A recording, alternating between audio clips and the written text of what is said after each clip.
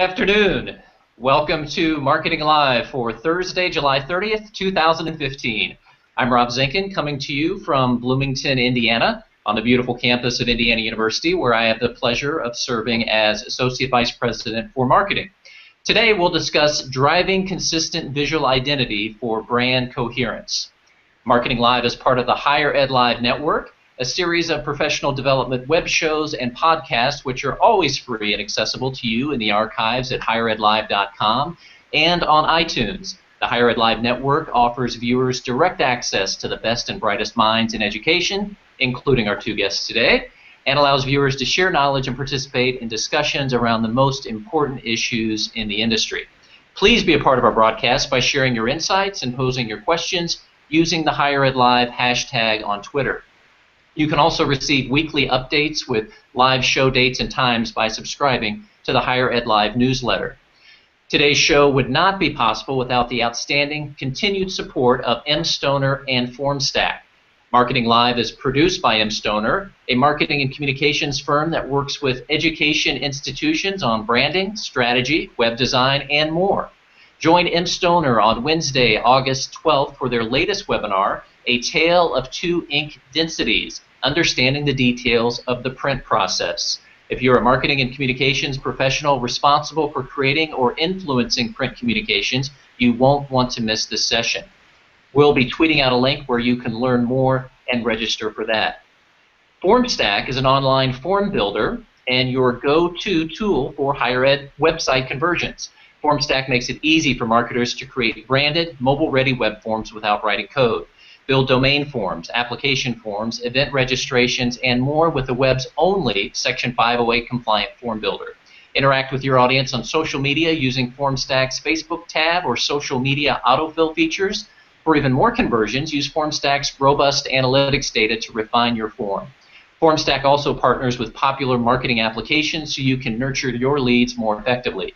Visit formstack.com to learn more about the ways FormStack can double your response rates and increase conversions today. Thanks again to M. Stoner and FormStack. So let's meet our guests now. Glenn Beeler. Glenn is Vice President for Communications at Johns Hopkins University, a new position for the institution that Glenn assumed in 2011. Before joining Johns Hopkins, Glenn was Associate Vice President for University Marketing and Communications at Case Western Reserve University. He also spent more than 8 years with the Cleveland Clinic, one of the nation's top hospitals and academic medical centers. A former practicing attorney, Glenn began a transition into marketing and communications as International Business Development Manager at Jones Day, one of the world's largest law firms. And at Johns Hopkins, under his direction, the university developed a new identity system for athletics, and we'll discuss that in detail today.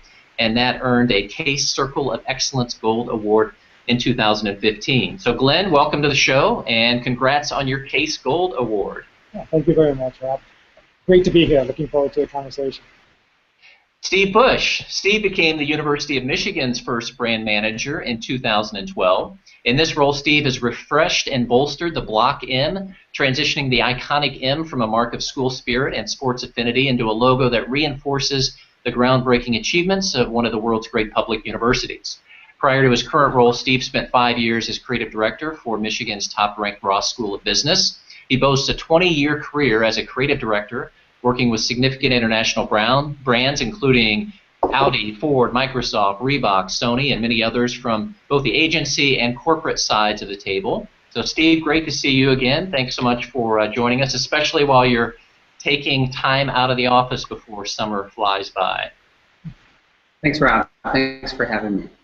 Well, you both bring excellent experience to the table from both inside and outside of higher education, and I'm really looking forward to our discussion today. But before we dive into the topic, my favorite question is to find out something about you that we wouldn't necessarily get from your bio, just to let viewers get to know you a little better. So any tidbit to share personally or professionally? Steve, you've got the best view, so let's start with you. Yeah, I'm actually coming to you today from St. Ignace, which is the gateway to the Michigan's Upper Peninsula as you cross the mighty Mackinac Bridge. And I'm on vacation. This is ending my first week of 3 I'm up in the UP, as we call it here, building a cottage. I am dressed appropriately for vacation here, but I'm as always branded U of M. But we have a beautiful St. Ignace behind me with Lake Superior off in the distance, and Lake Huron and Lake Michigan close by as well. Excellent. Well, great view, and thanks again for taking time while on vacays. And Steve, how about you? Any little, or I'm sorry, Glenn, little known fact or fun fact or anything for viewers that you'd like to share? Well, I obviously don't have the same scenery as Steve does, so I have lots of beautiful logos behind me, so I think that's actually pretty good. Every day I wake up, I always like to actually do something early in the morning as an accomplishment. So really, over the last 30 years, exercise has been the thing that I've done. And I was just thinking this year, out of all the running I've done, I've actually put in over 30,000 miles on these legs. And I was like, wow, that's actually one time around the Earth. That was actually pretty cool. So I'm going for my second time around the Earth. So I'm hoping I'll make that, but that's going to take. I'm going to be well into my 70s or 80s by the time that happens. So that's my goal. Fantastic. Well, congratulations on that as well. That's impressive. Wow. Well, Steve, before we get into the visual identity, I did want to ask you, and thank you and your team at the University of Michigan for hosting the annual Big Ten Plus News and Marketing Conference last month. And you put a great track together for the marketing side. And I wanted to see if you'd share a brief recap of any takeaways or themes from that particular event.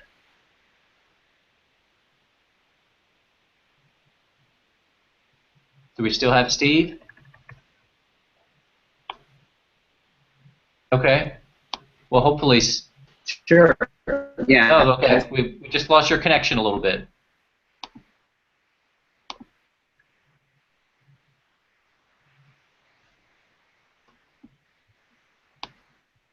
Okay. Well, Steve's connection may be a little bit hit and miss, so hopefully we can get that back in and get his audio, but we can go ahead and talk about visual identity and driving consistent visual identity.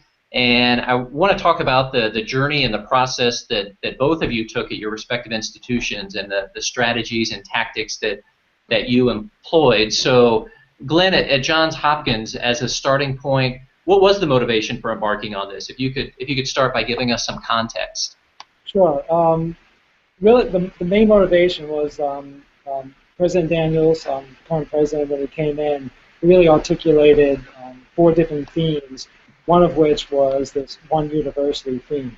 And even in his installation address, he recognized that a more consistent and shared identity and shared values across the entire university was really important to do, where the university leverages the strengths of the schools, because Johns Hopkins has incredibly strong schools. And then how do we better leverage those strengths to strengthen the university brand as well? So really, that one university theme was the motivating factor behind the identity initiative. And what better way to do it to show a shared identity and values than aligning all the different marks for the schools and divisions with the university? Because we were fairly typical of a decentralized university when we got in. Every school and division had its own logo. There's no strategy behind them. Everyone was a little different and different look, and there really wasn't any consistency across it. So the time seemed right to do this project. Great. Let's see if we can hear Steve now. Steve, context at the University of Michigan for this work, which I know has been at least a couple of years in the making at your school.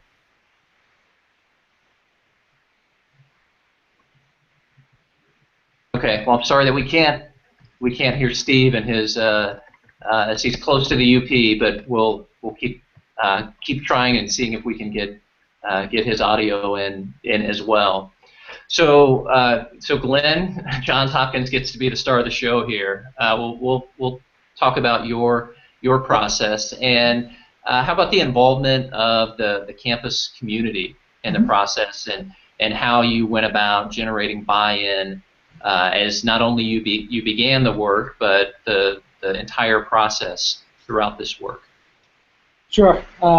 So really the process is so important when you undertake something, let's say as daunting as identity initiative. That's something that's never been done at the university as far as I know before.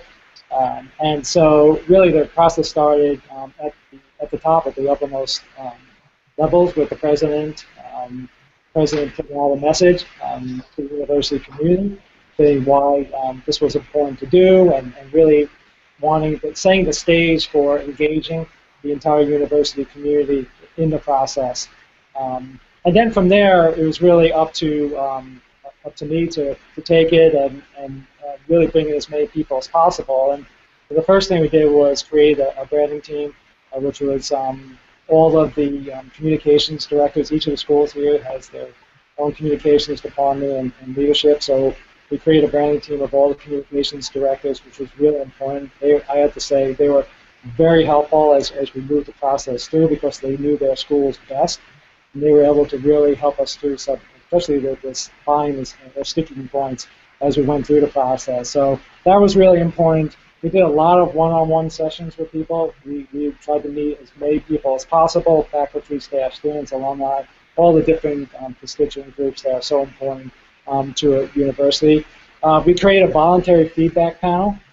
We asked people to sign up for this, and we had an incredible amount of people sign up for this. I don't remember the exact number, but for an initiative to have people voluntarily sign up, and it was a lot of people. And we used that panel to just as feedback mechanism for us. So whenever we advanced the work, we would take it, we would send it to this panel, get the feedback from them, and they were really a good gauge for how the broader university community was going to react. Every time we updated a design, and there were lots of updates to the design, we showed that on a regular basis. And when we got to the point when we felt we were in a good place, I actually gave personally more than 50 presentations to the university community. I was willing to talk to anyone, anytime, anywhere, any place that they wanted to, and so it ended up being, we counted it in the end, it was more than 50, mostly in person, some online, but whenever we could talk to anyone, just to make sure that, the goal here was really as much as possible to, when we were ready to launch this, to be as little surprise to people as possible that this was actually happening and this is where we were. And that was really the goal of it. So during that entire time, it was really, are there any big sticking points that are consistently showing up? You're going to get people who react to the design. They're going to say whether they like design or don't like the design, but that's going to happen anyway. But are there really any major sticking points? And if there were, then we needed to address those before we launch, and that's really what we were looking for. Okay. Really, really great advice on your approach. Steve, let's see if we can hear you. Let's try you again. Can you hear me okay, Rob? Excellent. Great. Well, thanks for hopping off and hopping back on. Glad we have you now. Yeah, happy to be here. And I caught a little bit of what Len was saying, and so happy to share a little bit about our process if you'd like.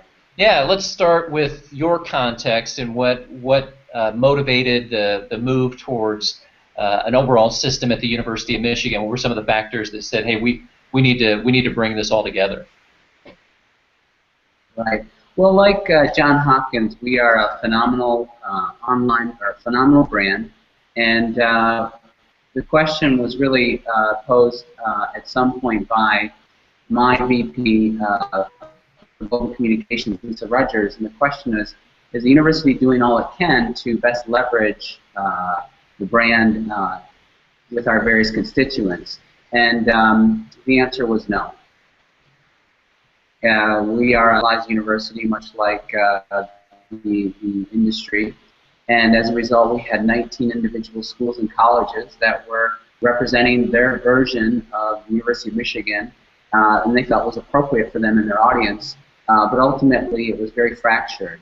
And so there certainly was opportunity for the university to provide unity where it made sense to the 19 schools and colleges, as well as leverage our strength as an athletic powerhouse, as well as an academic powerhouse, but certainly we have a great following across the country, if not globally, for our football program as well as some of our other sports programs. And so there is a great degree of awareness that existed within our constituents' minds around the identity of the athletic department. So it made sense for us to look at that and look at the overarching university from an academic perspective as well as the schools and colleges and determine if there was an opportunity to unify much of the visual identity of our brand into a more centralized or unified approach. And so that is where we started with our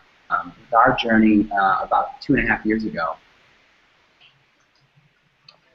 Great, thanks, Steve. And how about then 2.5 years ago, your process? What did that look like in terms of cross-functional buy-in, cross-functional involvement beyond you and members of your team? How else did you involve constituencies from throughout your 3-campus university? Right. Well, ultimately, you know, as a decentralized university, it's incredibly important to gain buy-in and build a team of advocates on your behalf for any initiative you would like to institute university-wide. And so one of the first things that I did was reach out to the marketing communications directors, managers of the 19 schools and colleges, and kind of went on a listening tour across our university to understand what their needs were, what their challenges are, and if there was opportunity, if there was unity or some common denominators there in terms of needs and practices that we could put together, provide some unified services back to those individual schools. And so first and foremost, reaching out to those 19 schools and colleges, as well as a few of our larger institutes and centers, and essentially learning what it is that works for them, what are their challenges, and using that as a basis for developing a framework and offering back to the university. Okay. Thanks, Steve. And I'm interested, too, you both mentioned starting with marketing and communications colleagues at the unit level, and then beyond that, because we certainly run into occasions where colleagues who may not work day-to-day in the marketing and communications function, and they think that the logo is the brand, that's your brand, and may not understand the full picture of the brand, and that the logo is just the visual representation of your brand. So talk a little bit about how you went about educating along the way about what a brand is and how a visual identity and a visual identity system fits into an overall brand and a larger brand strategy process. And either one, Glenn or Steve, feel free. Sure. I can start. You know, it was actually interesting going through the process, and when you ask the people the question of how you define the Johns Hopkins brand, it was difficult for people to really put words around it. You know, and in a lot of ways, people were very connected with their schools and divisions, and they could define those really well. But when you ask them to define the Johns Hopkins brand, it became a challenge.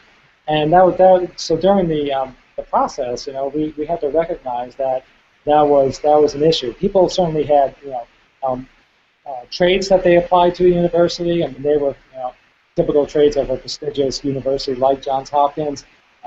But to define it really well as an overall university brand was difficult. And in fact, even during the process, we had to kind of shift gears a little bit, because the ultimate goal of this process was to actually get a visual identity done. And we were getting really a little bogged down in just the brand and the positioning and what it means. So I had to kind of change course a little bit just to kind of put that aside to get the other part done. But in the end, when we talk about why we did it and what the aspects of the Hopkins brand is, it really the reason why we do this is to leverage all the strengths. That this is a university that has lots of strengths, and having people to recognize that that's really important for us to tell that story. If there is a story of Hopkins that's out there a lot, it's that we're really strong in medicine and science, and those are really strong aspects of it. But there's so many other strong aspects of the brand out there that people just don't know about, that are part of Hopkins, that was really part of the identity here, and also just the brand story to tell the fuller aspect of all of these strengths that that even people internally do not know about. That's great, talking about the strengths, and I noticed from your materials online with the case submission, I really like the section that you had that talked about just the overall goal, having one goal in mind, to create a shared visual identity that reflects the greatness of your university, the excellence of your university, and all those different strengths that comprise the university, and essentially that a stronger Johns Hopkins benefits everyone, and that's very simple, but at the same time very powerful too. Yeah, and when you look at the pieces and parts of Hopkins, and just there are so many of the schools that are major brands in and of themselves. They really are, and they're world leaders in their fields, and really to be able to leverage all that, and yet everyone understood that the Johns Hopkins name was really important. That was a grounding element of all this, which is why we did the logos that we did in the end, and the kind of strategy that we put together for it, because it does show the connection between the Johns Hopkins name and those individual schools and divisional names together, and it was a purposeful strategy. It wasn't just a master brand strategy. It wasn't just going to be one logo for the entire university, because that wasn't really the goal of the initiative, and it really was the strengths of both parts of the university together to create something stronger. Mm-hmm.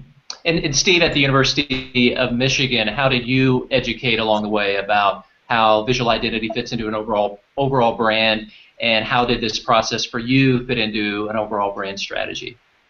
Well, I think in some ways we were lucky. Brand, the idea, the notion of brand has really become stronger, I think, in the last probably 10 or dozen years. We have a couple really strong brands out there that have done a phenomenal job of raising awareness of the power of a brand. Apple certainly comes to mind. And so, as a result, when I went and talked to my partners across the university about the power of the University of Michigan brand, they understood it, and they understand that. They understand the power of that. And so there was less about, let's educate the audience about what it is, the value of a brand. I think people understood that. And there was a willingness from the schools and colleges to accept or adopt or participate in developing a unified approach for the university going forward that we will all benefit from. Certainly, there are many similarities to what Johns Hopkins had done and what Glenn accomplished there. We had recently done a brand study. The university conducted a brand study of the university, and we had established our institutional priorities. They came down from the president. But we also established where we felt the University of Michigan differentiated itself from our peers. And as a result, I had a nice framework to present to the individual schools and colleges. And it was met positively. What was wonderful about the overarching, what we might call the pillars of the University of Michigan brand, is that they are, it is within our DNA, it certainly exists there, and it is within each of the individual schools and colleges to have essentially the same DNA that the university does. So building unity around those common themes was actually quite I wouldn't say it was easy, and it moved fairly quickly because of the willingness of all the partners that I had reached out to across the university. So, relying on those brand pillars, each school could identify within the school's needs or sub-brand, if you think of it that way, could institutional priors of the university existed within their school, as well as the DNA of the brand, the pillars of the brand, how those also existed within each one of the schools. So a lot of the effort was just articulating those things in a dialect or a language that the individual schools and colleges could understand and could relate to and resonate with them, and then certainly they could translate to their individual constituents.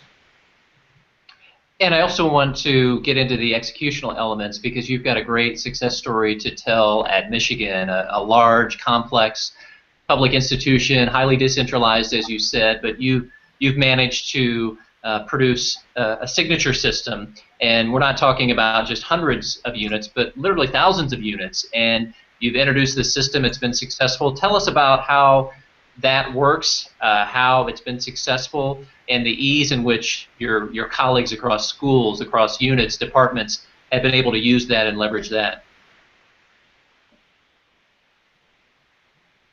Yes, yeah, happy to do so. Yeah, we one, I'm blessed with a really talented development team, and that makes what seems to be impossible or just a dream reality. And so for us, we were able to accomplish something that that seems to be a bit of a best practice, certainly in higher ed.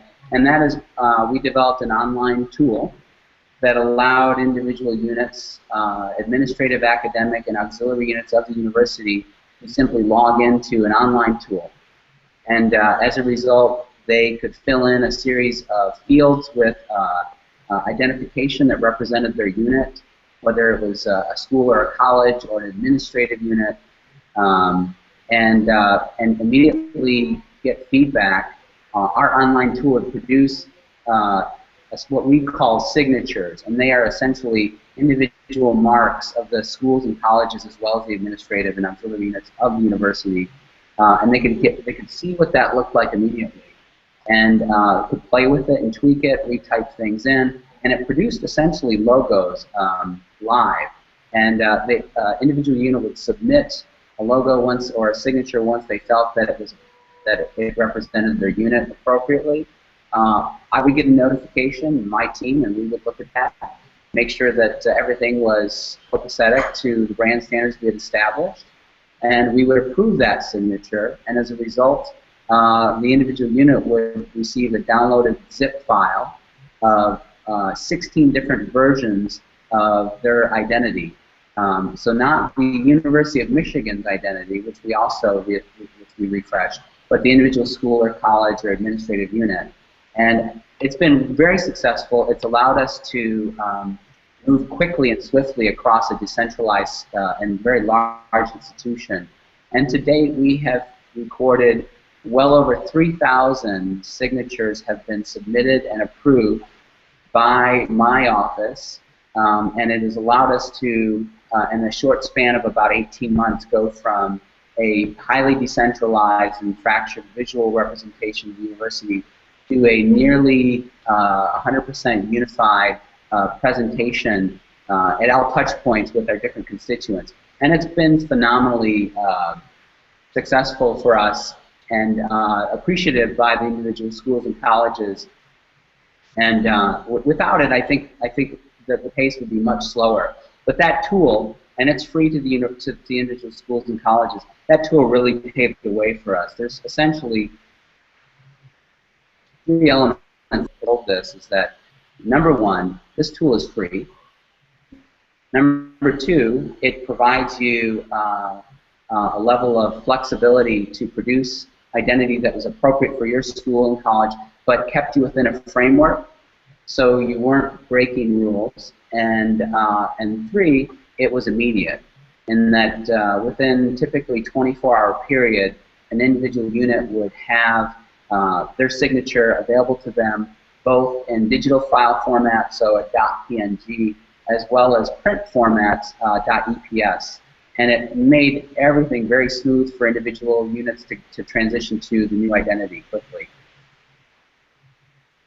That is excellent and outstanding work. Congratulations on that, and I'm sure what a difference that has made for your institution. And Glenn, on that point, how have you gone about achieving and finding that balance between driving consistency on one hand, but yet providing flexibility at the unit level on the other hand, and how you find that balance as your visual identity system comes to life at Johns Hopkins? Yeah, so we we created 5 levels of our logo architecture. And so we have it started with Johns Hopkins. It has a university side, it has a medicine side. And so we started with what we call the enterprise-wide mark. And so that's something that identifies both the university and Johns Hopkins Medicine together. And that's used for those departments or programs that really do span the entire enterprise. For the ones that are within the university, we have divisional level logos, and then we also created these logos that are for multidisciplinary institutes and centers, because they're really important at Hopkins. Great representation of the brand, and we wanted to make sure that they had appropriate identities as well. And so we created these, and those we have a separate process for, where they'll submit someone. Department or the center will submit an application to receive a logo. We work with the provost office to get that approved or not, and if it's approved, we create the mark, and we give all the various marks, the same way Steve does for that Michigan. And the other part was really athletics, and that was really as deep as we went. So really what we were trying to do, because it was so important to align with the divisions and schools with the university, that we said to the departments within the schools that the mark that you use, the appropriate mark that you use, is your school mark. And so from that point, and people have been really receptive to this, and it's gone over really well. That the communications directors at each of the schools have just been great. And so much of the success is owed to the work that they've done, because they feel this stuff, and they understand the guidelines and how to do it, and why we want to keep it at this kind of level. And you both referenced athletics, and I want to pick up this point and get into it a little bit more deeply.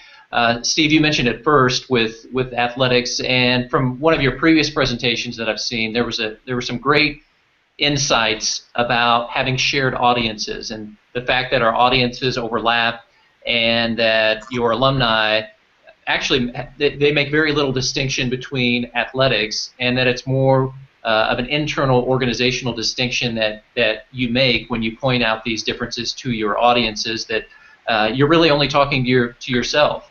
And tell us more about that, academics, the overlap between your audiences when it comes to academics and athletics, and how you address that through visual identity, because our institutions are alike in that fact that our institutional mark and our athletics mark are one and the same, which provides us a great opportunity to be coherent with the brand. Right, exactly. There is it is definitely an internal point of view, or an internal perspective of the university, and it's fairly common across the industry to look at the individual, look at the academic and the athletic and the auxiliary units, and imagine them as separate entities, and they are in many ways, how they're structured, organized, and the way they fit and engage with each other at the university level. But certainly, from our constituents' point of view, there is no distinction. We are one entity, the University of Michigan, and each individual that is a representative of the university, whether it be academic, administrative, faculty, or athletic, student athlete, etc., alums as well, they represent the University of Michigan, and see it as an individual, as one whole unit. We are fortunate at the University of Michigan, as Rob, as you mentioned with Indiana as well, where we have we don't have a typical athletic mascot. Many schools do that play in the Division I, NCAA Division I sports. As a result, we were a little ahead of many of our peers out there, in that we had the Block M.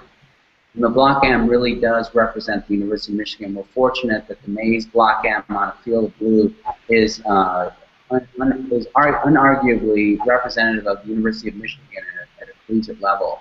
And because our athletic department utilized that and the university utilized it, it was only natural that we would combine those components into a single unified approach for the university. And as you know, Rob, and we've talked about this, that as I had done an audit of our competitors or our peers across higher ed, you'll discover that many schools have a mascot, an athletic mascot, and then an academic mark, which is typically a shield or a seal.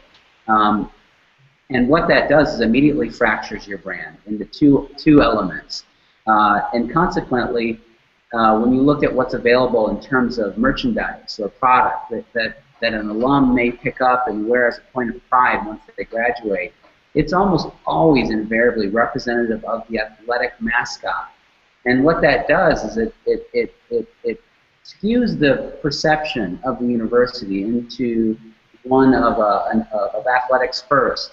And certainly it's an industry-wide challenge. We were fortunate, as I mentioned, that the Block M allowed us to move quickly or move effectively into a space where we were representing, the Block M represents both academic excellence and the high ranking of our 19 schools and colleges, as well as our athletic achievements. And combining that into one mark just made sense for us. But as I mentioned, it really did. We're fortunate it put us ahead of many of our peers that are facing that challenge of that duality of their brand.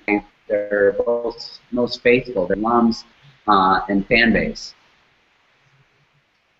It's a great point and a great insight from this about our target audience is rarely making any discernible distinction between achievements in athletics, achievements in academics, or among any of our units. So I appreciate that comment and the internal focus that we organize ourselves into these functional units for an audience that looks at us holistically. So that's a great perspective, Steve, on how you've addressed it with academics and athletics. And Glenn, you've mentioned this as well. And I'd love to hear the story about how you started with the university identity system and then followed with the athletic identity system, and how, with athletics following, you created alignment at Johns Hopkins. Sure. So when we launched the university identities, we purposely left out athletics because we knew that there were different challenges there, that the needs were different. These were more academic marks.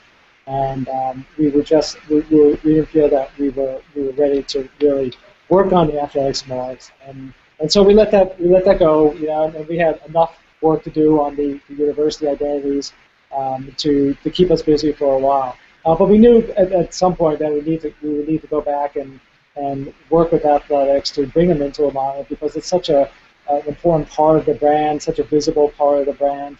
Hopkins and athletics, there's a storied history here, especially in terms of our lacrosse team. And so we're a D3 school, but our lacrosse is D1, and so we had to we wanted to leverage that strength in lacrosse and the national recognition that we get on it at some point, and when we felt that we were ready. So a year later, after we went through it, and we felt that it was time to talk to athletics, and they were very receptive to working with us. They wanted to be, they felt it was important to be aligned with the university. They understood what we were doing, and they really wanted to be a part of it. So, so we worked with them, and it's how do you create that fusion of academic excellence and athletic excellence? And so, the way we did it, our designer worked with them with athletics, was really to combine, take that shield, and create. We have a Blue Jay as our mascot, and so we created an updated version of the Blue Jay, combined the shield with the Blue Jay, and created a really interesting mark that really does show that synergy between academic excellence and athletic excellence, and it's gone over just really well. And lots of credit to our designer and the athletics leadership and people over there who totally embraced this. And now we've had lots of opportunities to put the guidelines together for athletics and use the new mark. And we've updated the fields, we're updating the uniforms, and we just signage, and you're really starting to see that, and you're starting to see a lot of that on the apparel that's sold, because a lot of the apparel is athletic apparel. So it's been a really nice transition. I think it was good that we waited a year to really think about this more, and like I said, a lot of credit goes to athletics for doing this. Nice work, and I'm impressed with your backdrop for the show today. Steve's got the T-shirt. I feel inferior with just my IU lapel pin today. I'll have to step up my game next time. But it's great work on the part of both of you. But I'm sure along the way there were likely a couple of obstacles, challenges, and I'm interested to hear about those as well. What challenges did you both face as you moved through this process, and how did you address those? Well, certainly, in a decentralized environment, one of the things you quickly realize, if you want to be successful, you have an idea or an approach that you think is best for the university. It's first and foremost important to build that consensus around you, and it is a consensus-driven environment, and it actually makes sense. It's also the consensus is just part of it. It's also an iterative process where I took a lot of feedback from the individual schools and colleges, and in fact we vetted things very heavily against a couple of our most challenging schools to represent, given their sheer size and range of offerings that they provide to their different audiences. And it was utilizing that we kind of had an iterative back to the drawing board multiple times in order to come up with a system that made sense for everybody. But even once we developed a mark for the main university, for the university itself, as well as a system that represented the individual schools and colleges and academic, administrative units, and so on, there were parts of the university where they had a mark that pre-existed us that had equity with their audience, and so as a result they were perhaps a little resistant to abandon that. We made every effort we could to ease that transition, and of course it's a voluntary effort at a decentralized university, and so much of what we did is we made the case to persuade and influence people to see the benefits of a unified system. But there were pockets of our university that were a little slow to come on board, but in the span of about 18 months to 2 years now, we've been very fortunate to have the adoption rate that we have. And those units that maybe historically or originally were a little less enthusiastic about adopting a centralized approach or a unified visual identity system, they looked around campus and they saw the new identity system everywhere, and the power that brought to the university certainly eventually was I think felt by many, and as a result, we've had great adoption. That being said, there were units that had some very unique cases to make.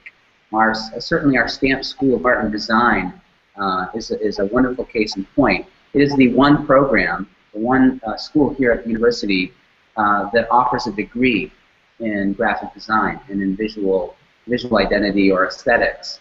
And as a result, it would make sense that their school, that the philosophy of that school would be represented in the identity of the school. So there was more leeway given to the Stamp School than there was to the 18 other schools and colleges on campus. It makes sense. We can articulate that with our different audiences. And so there are some instances of that where we provided a great degree of flexibility. As a result, the whole system is stronger by finding those individual units that really had a unique case and stretching the system that we developed, the framework that we developed to accommodate that. made for a stronger system, and quite frankly, there's a great degree of flexibility. Each school has multiple options to work from that all fall within the brand guidelines that we've established in the framework that we've produced. And so in different instances, you may encounter a version of identity for one school that is perhaps a little less formal, an informal mark, and you may see something more formal or official from another mark, from another school at a different touch point. But providing that level of flexibility allowed us to get past, to clear those hurdles, those challenges that not only we face, but certainly any school, any university that's looking at this is going to encounter those challenges. Mm-hmm. Sure. And Glenn, challenges that you face at Johns Hopkins and how you went about addressing those? Yeah, I think a lot of what Steve said applies here as well. Flexibility is important. If you're too draconian in how you do this, I think we would not have been successful. What we found probably similar is that there are several schools that had equity in their graphics, that they wanted to keep some elements of their graphics, and we knew that if we did not allow that this was where we were doomed to failure. So we had to figure out a system where we could allow for that flexibility. For the schools that wanted to align with the mark that we were creating for the university, that's great. If a school had an element of their graphics that they wanted to keep, we figured out how does it work within the framework of the design that we were putting together, and we were actually really successful doing that. I think that was really important to achieving the success that we did, because there were people who were beholden to these elements of their marks that they really wanted to keep. So that was really important. That flexibility was really important. The other thing we saw too, and when we look at other attempts at doing this kind of work, which is across the board, is a lot of what came out was what does this mean for the university's seal? And we were really adamant, and I couldn't stress this more, that the seal is not going away. The seal is here. It will always be here. It will continue to be here. And really what we were doing as part of the strategy of it was really elevating the seal to the place it really, really belonged. Because the seal, the seal was used in ways that I just didn't think it was appropriate for a Johns Hopkins University seal. You could see it on trucks, and you see it on your garbage cans and things like that. And because there's no guidance around this, so people just took the seal and stuck it on things that I don't think it was appropriate for that to happen. Because this is the university seal. This is the mark that goes on our students' diplomas. And so, do we want a mark that goes on our student diplomas to be on all these other things? I was like, well, no, it really doesn't. This is distinguished. This has to appear distinguished and be kept in a manner that is distinguished. And so we really, and that was important for people because they kept asking, is the seal going away? Is the seal going away? He kept saying no, no, no. And it was as much as you keep saying it, you have to keep saying it. And so we had to make sure that we kept iterating. In fact, even when we launched, we put this website together that, in addition to the site for the launch, that the URL was something like is the Johns Hopkins University seal going away.com. And if you clicked on it, a big no came up. And just to emphasize the fact that the seal is here to stay, and we're keeping it, we're elevating to the status that it deserves. So, and that was just, those two were really actually, if there were red flags, there were certainly a few others, but if there were two major ones, those are probably it. Well, kudos again to you both on your work, and I'm impressed with how you've gone about doing this through influence rather than control. And as you look forward, you mentioned your launch, Glenn, and I'm curious to hear about going forward. What work is left to do for both of you, or how are you monitoring going forward, or where are the opportunities to optimize, to enhance? Sure. So we've been out 2 years now, and the university community has been great in adopting it, embracing it. When we first went out, the only thing we asked people to do was put it on their websites. And we knew all along it was going to take a while for it to be adopted. We did not ask anyone to throw away the 5,000 sheets of paper that they had just printed with their own marks on it. and we knew that that's fine, and it's going to take time, especially with signage. It's very expensive, and no one had the money to be able to afford to do all this. So we knew this was going to be time, but we've seen a lot of adoption of the marks throughout the entire university. The community's been great. It's been all over, and we've been working on the other aspects of branding in terms of just branding guidelines for colors and fonts, and how we want to portray Johns Hopkins. We're starting to roll out new products along those lines, because I think we need to be the exemplar of that, since we are Central University Communications. We just launched a new website, newjhu.edu, which is a true brand expression. With the new guidelines in place, we're starting to launch more of those. So we really want to set the example, and then, as we've seen before, then the other parts of the university come join and do their part. And like I said, we've seen really big success in this, and we're looking forward just to seeing more and more as the years go on. Terrific. And Steve, anything else for University of Michigan's efforts going forward as you look to optimize? Yeah, absolutely. We saw I saw the identity system as the starting point for us. It was an obvious choice. It had immediate impact, and it was embraced, thankfully, and it's now been in practice for just over 2 years now. And but it's the starting point. It was it's something that we could rally around and say, look, as a decentralized university, we are collaborative by nature as a university. This is something that we could all agree to, and we've agreed to, and it works well for the university. We see the benefit of it. And that serves as a guidepost or as the basis for what we hope to move forward with the university in terms of offering additional unified services, or I guess I would call it services, but a unified approach where it makes sense and where it's appropriate for this university to deliver our message to our different constituents.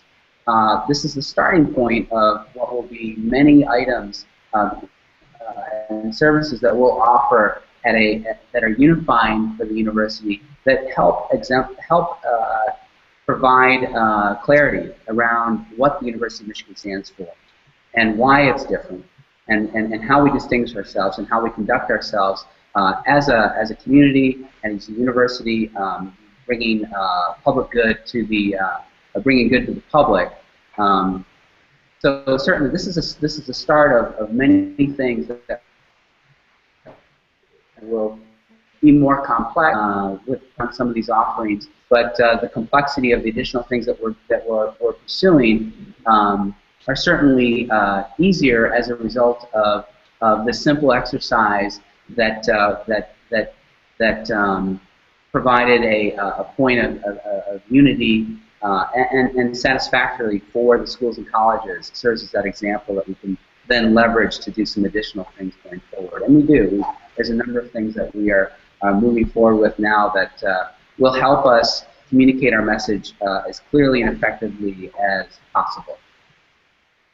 You both shared a ton of great points and insights. And for those who are engaged in this work, for fellow marketers, colleagues, or who may be beginning this type of process, comprehensive process, and looking at their visual identity or bringing it all together, beyond what you've shared, either of you, any final bits of advice or takeaway recommendations that you would say to sum up the success that you've had and things that you've learned from your experiences? Well, certainly for me, this is you cannot take a corporate top-down approach. So if you are in a central administrative role, looking to provide some unification for your university, first and foremost, I think you've got to go out and build that consensus across your university. You've got to have advocates at each one of the schools and colleges at those major touch points, and not just that, but your solution needs to be built from inside out. So it has to be representative of those individual schools and colleges. Otherwise, it's one more piece of top-down central administration driving elements that doesn't necessarily have immediate resonance or relevance at the school level. And so certainly, do the legwork first and foremost, and go out there and understand what it is you're trying to accomplish first by talking to the people in the field, essentially. And Glenn, we know you've done the legwork with your 50-plus presentations. Any other final thoughts, recommendations for colleagues doing this work? Yeah, I agree with what Steve said. It's really important for people to understand the why and how this is going to benefit everyone. When I show these presentations and I run people through it, you can just see heads nodding, people understanding it, they get it, and everyone in the end wants the same thing. They want a stronger Johns Hopkins.